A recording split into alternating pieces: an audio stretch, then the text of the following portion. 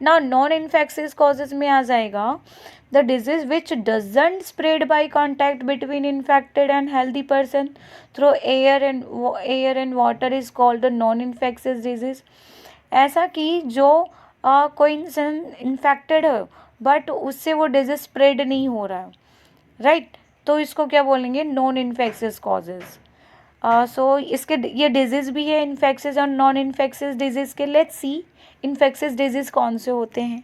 जैसे मैंने आपको कॉजेज बताया ना, तो सेम ही है। Infectious disease the disease which is spread due to infection by micro organisms are called infectious disease. Correct, कि ऐसा डिजीज जो स्प्रेड हो ड्यू टू इन्फेक्शन, कोई इन्फेक्शन से। अब इन्फेक्शन कहाँ से होगा, सामने वाले पर्सन को कोई डिजीज़ है और उसके अंदर माइक्रो डिजीज़ है, और वो कौन सा डिजीज़ है, स्प्रेड वाला डिजीज़ है। जैसे हो गया टीबी हो गया, डायरिया हो गया। When a disease causing organism enter our body, it causes infection. It multiplies and grow in the body called host, and microorganisms multiplies in the host body. Okay students, अभी सुनो, ये जैसे कि कोई भी माइक्रो ऑर्गेनिज्म, कोई bacteria गया, bacteria हमारे ना कोई ऑर्गन पे गया, उस ऑर्गन के किसी पर्टिकुलर ऑर्गन, कोई पार्ट पे, हमारे बॉडी के पार्ट पे अटैक किया। ओके, अब अटैक करना मीन्स वहाँ पे वो गए, जाने के बाद आपको भी पता है, आपने ना माइक्रो ऑर्गेनिज्म वाले चैप्टर पढ़े हैं, क्या करते हैं वहाँ पे जाने के बाद, इट मल्टीप्लाई मतलब वहाँ पे रिप्रोडक्शन करेंगे, एक सेल से दो से चार, वो सेल्स की क्या होगी, वो सेल की ग्रोथ होने लगेगी।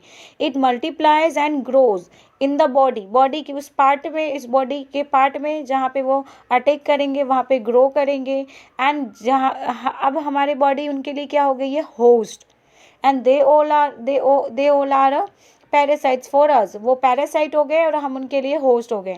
And micro organisms multiply in the host body. तो कोई इन्फेक्शियस डिजीज हुआ है, किसी कोई पर्सन है, वो पेशेंट है, तो मीन्स कि वो पेशेंट उस माइक्रो ऑर्गेनिज्म के लिए होस्ट है, और वो जो ऑर्गेनिज्म है, माइक्रो ऑर्गेनिज्म है, वो पैरासाइट्स हो गए। तो ये इन्फेक्शन मतलब पता चला कि कॉन्टैक्ट, कोई इन्फेक्शन वाला, कोई इन्फेक्टेड पर्सन हो, कोई इन्फेक्टेड पेशेंट हो, उसके अंदर के माइक्रो ऑर्गेनिजम्स क्या हो, the disease which spread due to the infection, micro organisms के थ्रू वो दूसरे वाले हेल्दी पर्सन को भी स्प्रेड कर दे। पहले तो कोई माइक्रो ऑर्गेनिजम्स के थ्रू हो तो वो इन्फेक्शियस डिजीज हो गया, और वो होता कैसे, वो मैंने एक्सप्लेन कर दिया। पहले एंटर होगा, किसी के थ्रू एंटर हो गया, सपोज वो हमने कंटामिनेटेड पानी पिया, वो पानी पीने के बाद उसके अंदर माइक्रो ऑर्गेनिज्म थे, वो माइक्रो ऑर्गेनिज्म हमारे बॉडी के अंदर गए।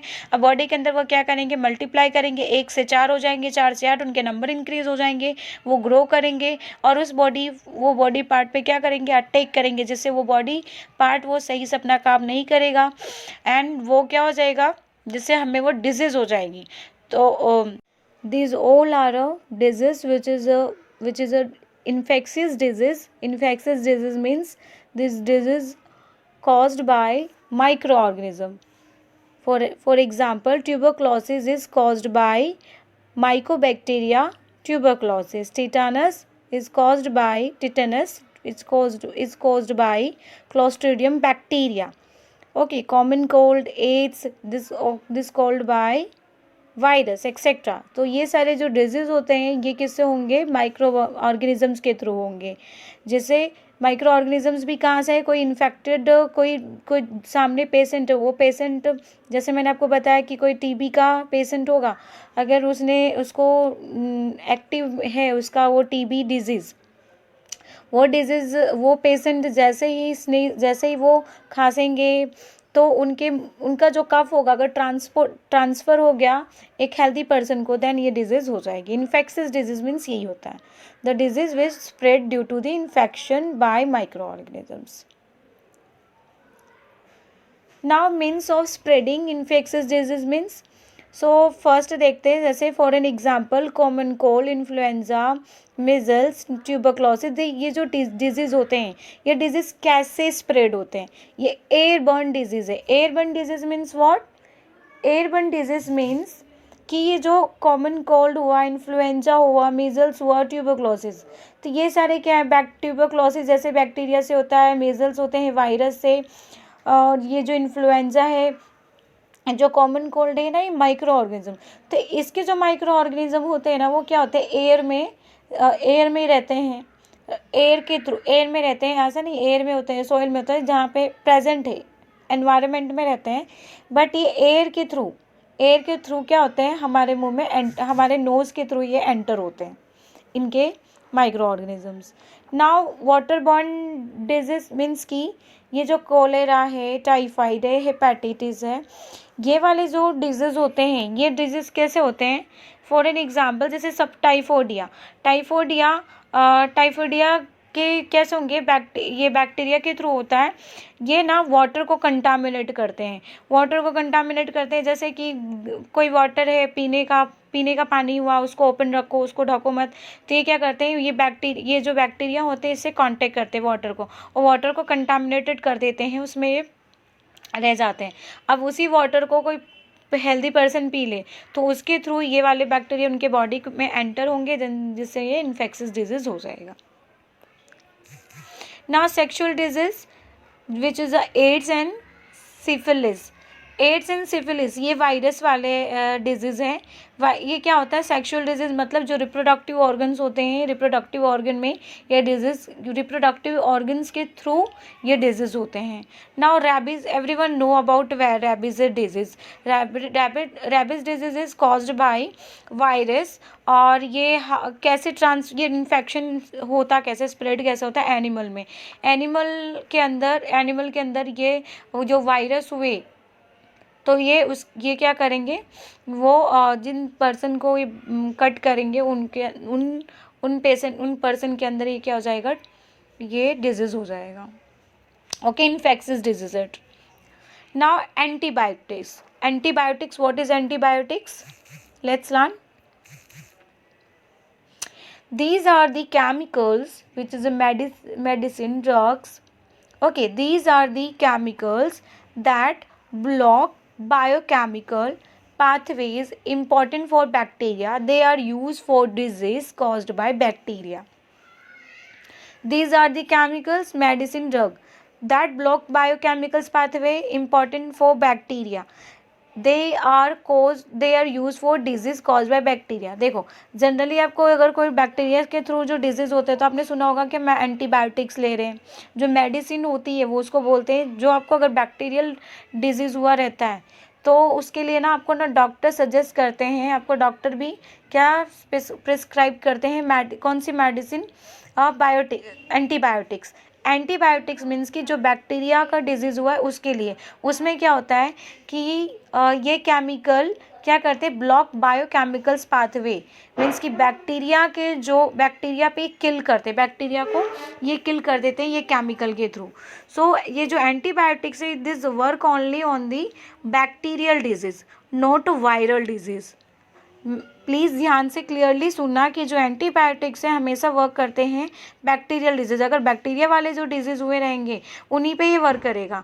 But antibiotics don't work against viral infection, as a viruses don't have their own biochemicals mechanisms but depend upon that of the host. Okay, समझ में आया। जो वायरस होते हैं, वायरस के पास ना उनका खुद का बायोकेमिकल मैकेनिज्म नहीं होता, वो क्या करते हैं, वो डिपेंड होता है वो होस्ट कैसा है। ओके, अगर कोई पर्सन है, कोई इंसान है, अगर वो उसका इम्यून सिस्टम स्ट्रॉन्ग नहीं है तो वायरसेस उसको ज़्यादा हार्म कर लेते हैं। It's depend on immune system. Virus का जो भी है ना वो इम्यून सिस्टम पे डिपेंड करता है। और बट जो ये एंटीबायोटिक्स है ये वर्क नहीं करते वायरसेस पे, बिकॉज वायरसेस का कोई बायोकेमिकल्स नहीं होता, क्योंकि एंटीबायोटिक्स का इसका खुद का इट हैव दोज उसका खुद का बायोकेमिकल्स है, इसलिए वो मेडिसिन उस पर वर्क करेंगे, वो ब्लॉक कर देते हैं बायोकेमिकल्स उनके पाथवे को। बट इसका खुद का नहीं होता है, ये डिपेंड करता है होस्ट कैसा है, होस्ट का इम्यून सिस्टम कैसा है, वैसे वो इफेक्ट करता है। Okay, let's learn new topic which is a principles of treatment. ये टॉपिक आया ही क्यों है, मैंने आपको बताया था, डिजीज़ हो गया है, डिजीज़ का कॉज पढ़ते हैं, डिजीज़ का कॉज पता चल गया कि यस इस रीज़न से, इस कॉज से ना वो डिजीज़ हुआ है। अब उसका ट्रीटमेंट करना है कि जो भी डिजीज़ हो गया उसका ट्रीटमेंट करना। तो ट्रीटमेंट किस प्रिंसिपल्स पे वर्क करता है? So first, to reduce the effects of the disease. किस प्रिंसिपल्स पे करता है? To reduce the effect of the disease. पहले जो डिजीज़ हुआ है उस डिजीज़ को क्या करना है? रिड्यूस करना, उसके इफेक्ट को। मीन्स कि मुझे जैसे कि हुआ है मलेरिया या डेंगू, तो पहले डॉक्टर क्या करते हैं, हम मेडिसिन खाना जब स्टार्ट करते हैं, याद करो, तो हमें फीवर होता है, कोल्ड होता है, जो बॉडी पेन होता है ना, स्टार्ट पहले वो जो बॉडी पेन है, जो फीवर होना, वो कम होना स्टार्ट होने लगता है। मतलब वो reduce effect of the that disease, it started to reduce, है ना, वो शुरू हो गया इसका रिड्यूस होना, उसके जो इफेक्ट है वो कम होना स्टार्ट हो गया है। By taking medicine to bring down the effects of this effect of the disease like fever, pain, etc. and by taking complete rest to conserve the body energy। और डॉक्टर सजेस्ट भी कहते हैं कि इस time कुछ नहीं करना है, रेस्ट ही लेना है, रेस्ट ही करना है।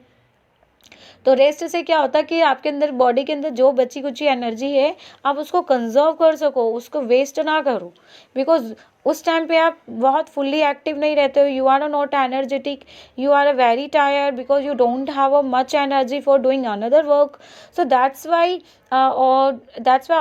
Doctor always suggest in when you have any disease, when you are in ill, जब भी आप बीमार रहते हो, तो हमेशा क्या होता है कि आपको रेस्ट ही करना है, बिकॉज जिससे आपकी एनर्जी जो है वो बची रहे, ना कि वो वेस्ट हो पाए। नाउ सेकंड, पहले यही होगा ना कि ट्रीटमेंट में कि वो पहले इसकी जो डिजीज़ के इफेक्ट होंगे वो रिड्यूस होंगे। सेकंड क्या होगा, वो इफेक्ट को रिड्यूस करके then they to kill the cause of the disease. Disease के जो कॉजेज़ है उसको किल करना। डिजीज़ के कॉजेज़ फॉर एन एग्जांपल कोई बैक्टीरिया है या कोई वायरसेस है, तो उनको क्या करना है? किल करना।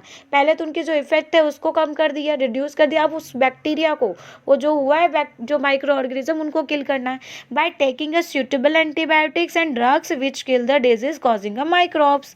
समझ आते? इट मीन्स वो माइक्रोब्स को इसमें हमें क्या करना है? किल करना। ओके, बस ट्रीटमेंट में इतना ही है। आप अपने एनसीईआरटी में भी पढ़ोगे, पूरा का पूरा whole paragraph this is saying this. ये पूरे के पूरे पैराग्राफ में आपको यही पता चलेगा कि पहले यू हैव टू पहले कि रिड्यूस करना है इफेक्ट ऑफ जो डिजीज़ के इफेक्ट होंगे उसको रिड्यूस करना है। Then second, kill the causes of disease. Now next topic is principles of prevention. Okay, principle of prevention, it's completed by two steps. First is general method. General method? What is general method? They are involved preventing exposure against the microbes, and second one is by boosting the immune system. Okay.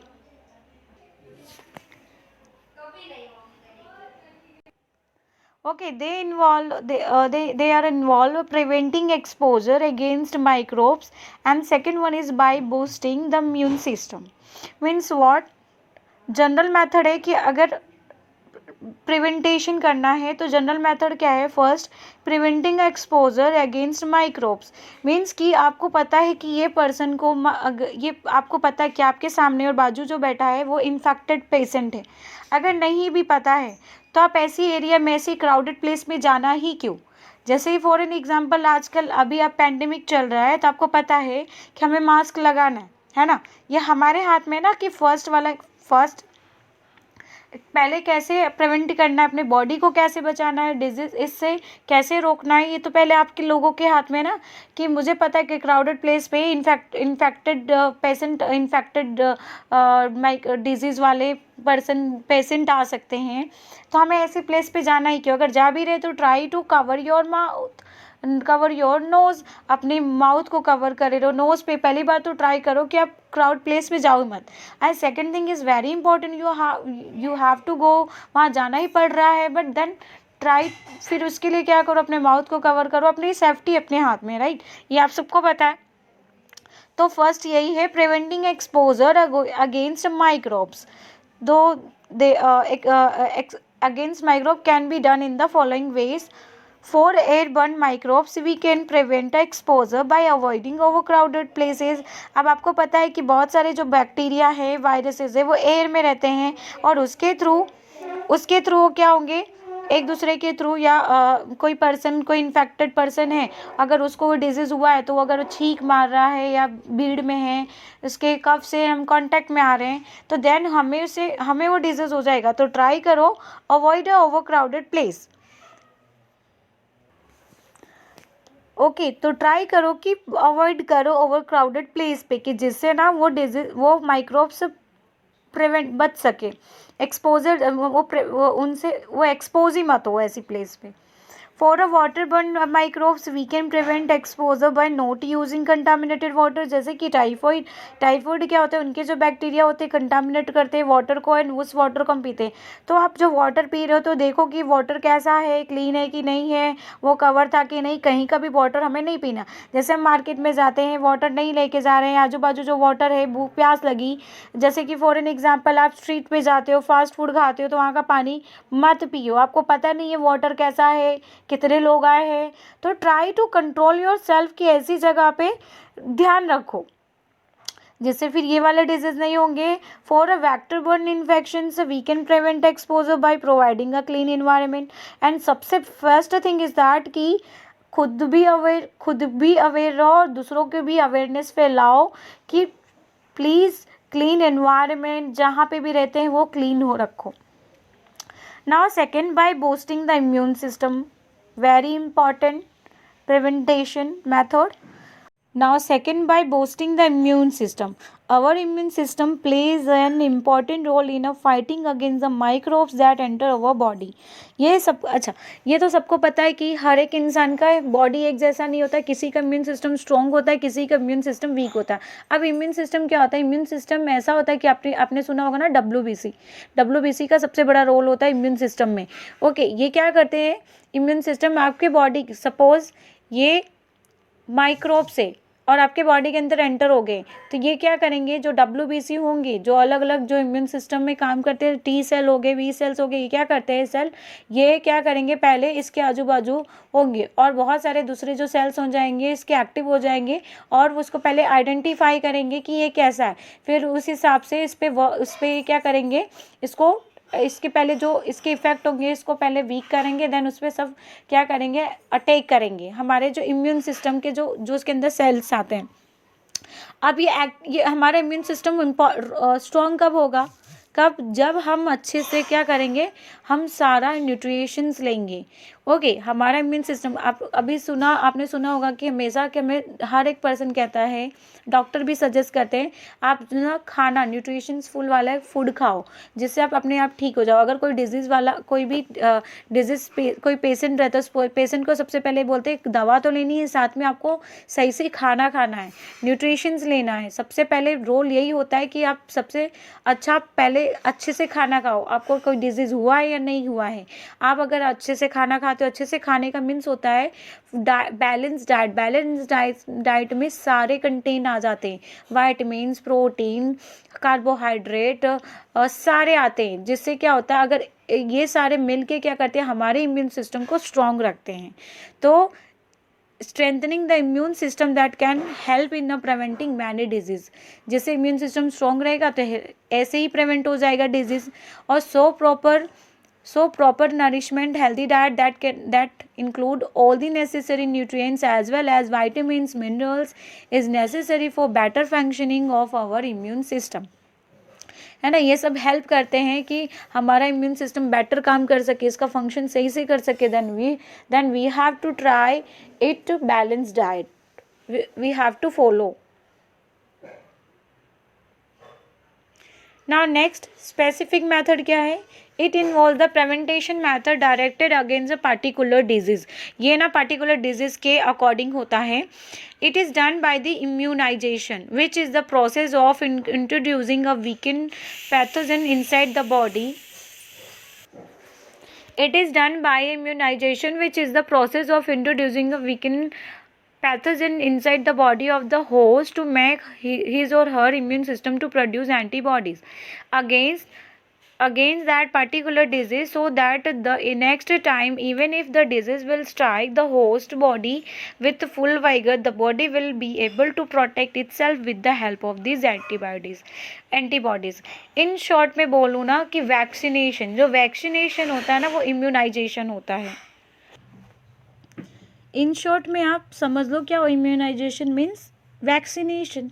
Vaccination में क्या होता है कि वो जो उस particular pathogens के according क्या होता है कि एंटीबॉडीज़ बनाई जाती है, और वो क्या करती हैं ऑफ द बॉडी, जैसे कि introducing vacant pathogens inside the body of the host to make his or her immune system to produce antibodies against the particular disease, so that the next time, even if the disease will strike the host body with the full vigor, है ना. तो वो जो कोई भी अगर pathogens हमारे body के अंदर है, तो उससे जो डिजीज़ हो रही है, पैथोजन से जो डिजीज़ हो जाती है, तो उसके अकॉर्डिंग हमारे इम्यून के सिस्टम के अकॉर्डिंग, उस डिजीज़ के अकॉर्डिंग एक एंटीबॉडीज़ बनाया जाता है. और वो एंटीबॉडीज़ को ना पहले तो उन जो हमारे बॉडी के अंदर जो पैथोजन से अंदर आते हैं, तो पहले तो हमारे जो इम्यून सिस्टम है ना, उसको स्टडी कर लेते हैं, उसको मतलब उसको पहचान लेते हैं कि ऐसा टाइप का है, तो उसी के अकॉर्डिंग एंटीबॉडीज़ बनाई जाती है. और वो एंटीबॉडीज़ उसके वो ना इंजेक्ट की जाती है, जैसे वैक्सीनेशन में होता है. इसी को बोलते हैं इम्यूनाइजेशन. तो ये जब एंटीबॉडीज़ आ जाती है, तो क्या करते हैं कि नेक्स्ट टाइम अगर वो पैथोजन से एंटर हुआ, तो डिजीज़ नेक्स्ट टाइम से वो if the disease will strike the host body with full vigor, the body will be able to protect itself with the help of these antibodies. तो इस antibodies से वो क्या करेंगे, वो पैथोजेंस के अटैक कर सकते हैं, स्ट्राइक कर सकते हैं, उससे फाइट कर सकते हैं. तो इम्यूनाइजेशन यही होता है, इसी को बोलते हैं वैक्सीनेशन. तो इसका सबसे बड़ा रोल है. So here our chapter is 13 chapter is completed. After that you what do you want, क्या करना है आपको? You have to read your NCERT only one time. Please, after this class, read your textbook, NCERT textbook, and then make your own notes. Okay. अगर notes का भी time नहीं है, तो मैं जो अभी ये यहाँ पे की हूँ, मैं ना यूलो पे भेज दूँगी, उसको एक बार रीड कर लेना. बस रीड करोगे एक बार में आ जाएगा. All the best guys for your exam, for your FA3 test.